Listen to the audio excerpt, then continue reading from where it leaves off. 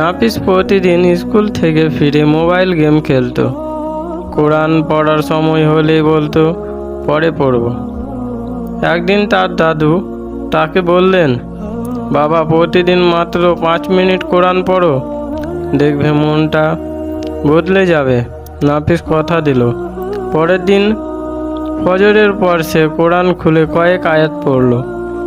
কিছুক্ষণ পর তার মনটা অদ্ভুত শান্ত হয়ে গেল। সেদিন স্কুলেও তার মন ভালো ছিল, রাগ কম হলো, পড়ায় মন বসলো। রাতে নাফিস দাদুকে বললেও, দাদু, কোরআন পড়লে সত্যি মন শান্ত হয়ে যায়। দাদু হাসলেন এবং বললেন, কারণ কোরআন হলো হৃদয়ের আলো। সেদিন থেকে নাফিস প্রতিদিন কোরআন পড়তে শুরু করলো। শিক্ষা: প্রতিদিন অল্প হলেও কোরআন পড়ো, এতে হৃদয় শান্ত হয় এবং জীবনে বরকত আসে।